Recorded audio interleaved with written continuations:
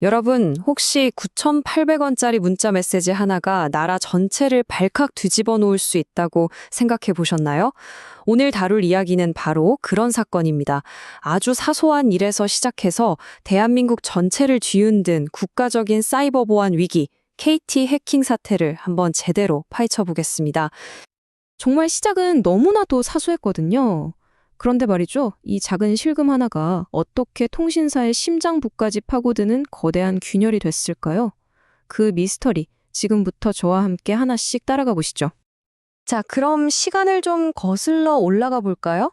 사건의 시작점, 모든 건 정말 우리한테 너무나 익숙한 그 문자 메시지 한 통에서부터였습니다.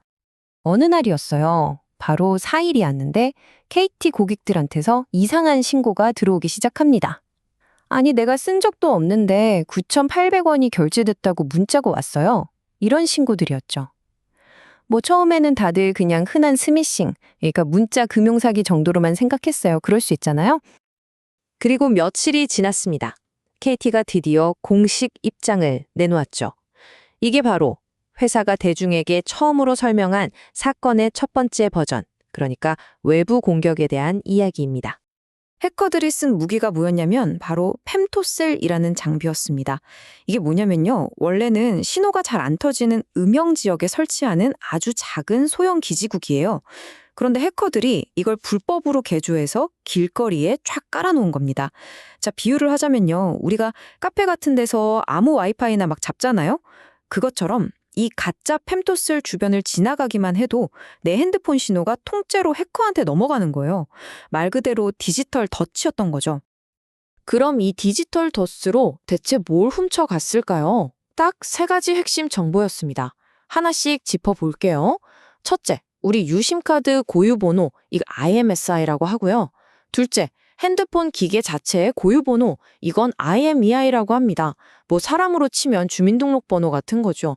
그리고 마지막으로 바로 우리 전화번호. 자, 이 세 가지만 딱 모이면 어떻게 될까요?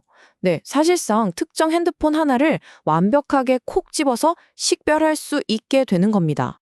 경찰이 찾아낸 불법 펨토셀이 모두 4대였어요. 겨우 4대? 그런데 이 기기 4대로 인해서 정보가 유출될 뻔한 사람이 몇 명인지 아세요? 무려 2만 30명입니다. 와, 정말 어마어마한 숫자죠. 자, 그런데요. 이게 끝이 아니었습니다. 사실 이건 시작에 불과했죠. 지금부터가 이 이야기의 진짜 소름 돋는 반전입니다. 모두가 이 펨토셀이라는 외부 공격에만 정신이 팔려 있을 때 사실 훨씬 더 무서운 일이 벌어지고 있었거든요.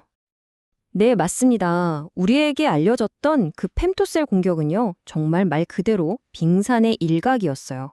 같은 시각, 바로 그 순간에 해커들은 이미 KT의 가장 깊숙한 곳, 바로 내부 네트워크 서버 안을 휘젓고 다니고 있었던 겁니다. 여기서 우리가 꼭 알아야 할 해킹 용어가 하나 나와요. 바로 측만 이동, 영어로는 lateral movement라고 하는데요. 이게 뭐냐면 그냥 담벼락 하나 넘는 수준이 아니에요. 한번 상상해 보세요. 도둑이 우리 집 현관문을 따고 들어왔어요. 근데 거기서 끝나는 게 아니라 집안 모든 방을 열 수 있는 만능 열쇠, 마스터키까지 손에 쥔 거예요. 바로 그런 최악의 상황입니다. 이 해커들이 움직인 경로를 보면 정말 치밀합니다.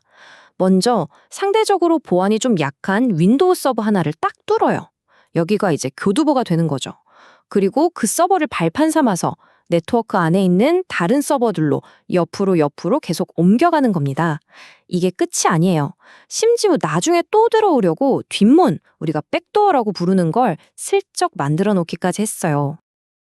자, 그럼 이제 퍼즐 조각이 맞춰집니다. 밖에서는 펨토셀로 개인정보를 훔치고 안에서는 서버를 마음대로 돌아다니고 이 두 가지 공격이 하나로 합쳐지면 과연 어떤 끔찍한 일이 벌어질까요? 바로 여기서 모든 사람들을 공포에 떨게 만들었던 그 시나리오가 등장하게 됩니다. 복제폰을 만들려면요, 아까 펨토셀로 훔친 그 정보들만으로는 사실 부족해요. 딱 하나, 정말 결정적인 마지막 열쇠가 필요합니다. 그게 뭐냐? 바로 통신사만 비밀리에 갖고 있는 절대 암호, 인증키라는 겁니다. 이게 바로 복제폰을 막을 수 있는 마지막 방어선, 최후의 보루인 셈이죠. 이 표를 보시면 상황이 얼마나 심각해졌는지 한눈에 들어옵니다. 보세요.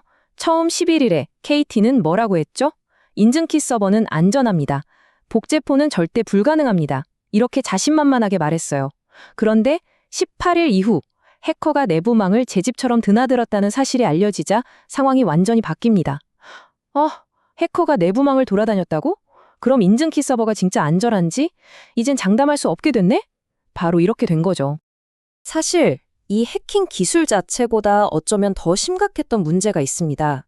바로 KT의 대응 방식이었어요. 이 기술적인 위기가 순식간에 신뢰의 위기로 번져나간 겁니다. 이 타임라인을 한번 보세요.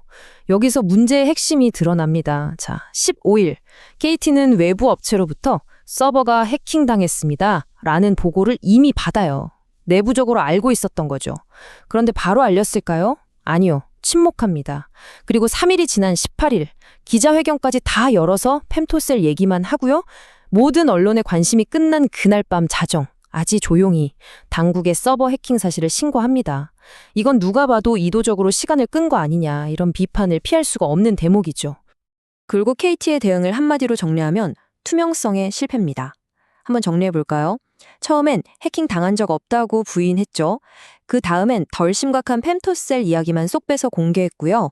마지막으로 가장 치명적인 서버 해킹 사실은 3일이나 지나서 늑장 신고했습니다. 이건 그냥 기술적으로 뭘 잘못했다 이런 차원의 문제가 아니에요.